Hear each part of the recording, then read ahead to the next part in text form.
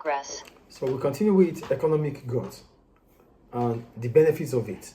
So we need to talk about the argument against growth. So one of the arguments against growth is that growth increases inequalities. And when we talk about inequalities, we are simply talking about the gap between the rich and the poor. Yes, good. So increasing inequalities. Some economists argued that economic growth is increasing inequalities in income and wealth. According to Karl Marx, he argued that workers will live in subsistence wages, while all the benefits of economic growth would go to owners of capital.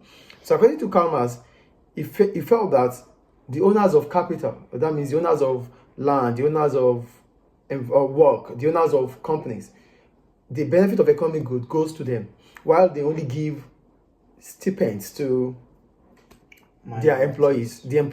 So that means most of the reward of economic growth goes to the owners of capital. That is according to Karl Marx. And as a result of that, there's always going to be income inequality. So that's about that. That's the first argument about increasing inequalities. The second one is that it can also be noted that demand is pushing wages up for what are seen as the best workers, while in the middle and bottom, a rise in the supply of labor is pushing wages down.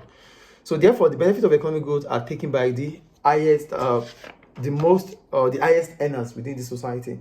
So another factor which brings about increasing inequalities is the demand for and the supply of labor.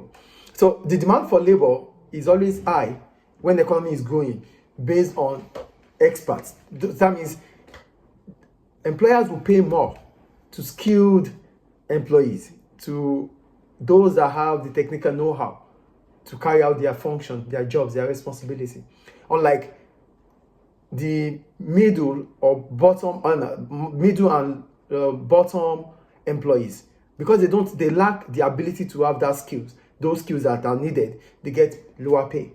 So the point is that with economic growth, emphasis are made on highly skilled employees than low skilled employees. So that means low skilled employees will continue to get less, while highly skilled employees will continue to get higher pay. Why? Because the demand for highly skilled employees will continue to rise during economic growth, while the supply of low skilled employees would increase because the demand for them would reduce. So that means supply will be more than demand. Do you understand? Yes. And that brings about income inequality also on the aspect of the demand for and the supply of labor. Economic growth will increase the demand for highly skilled workers. And highly skilled workers become the high earners in the society. So that means the benefit of economic growth solely goes to them. While low income earners who don't have the same skill like high income earners will continue to get lesser. And the supply will continue to rise because they might even be out of employment because they might be replaced with equipment, with technology. And for the fact that they don't have the flexibility to adapt, that means they will be losing their jobs. And when they lose more jobs, those in the middle and the bottom, when they start losing jobs, it means the supply of labor in that category would continue to rise. And that reduces the wage over time. While the demand for skilled workers will continue to rise. And that increases the wage rate.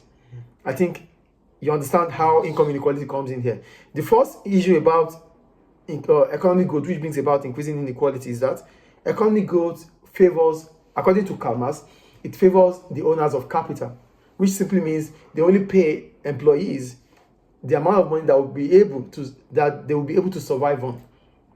The second point is that with economic growth, the demand for skilled workers will continue to rise, and skilled workers are expected to be at the high level of the hierarchy, at the high level in the labor market. So their demand will continue to rise. But for the low skilled workers, the demand will continue to fall, which means the supply will continue to rise over time, and that reduces the wage rate. So that brings about income inequality too. I think the second point is clear. However, some countries such as Malaysia has witnessed a fall in income inequality. This will be based on their own structure. Government of the day would have its own objective. So mostly developing countries anyway, they always try to ensure that people are out of poverty. And for people to move out of poverty, it means income must one way or the other have equal fairness. Yes, thank you. So do you understand? So that's the point about inequalities increasing whenever there is economic growth. I think it's clear.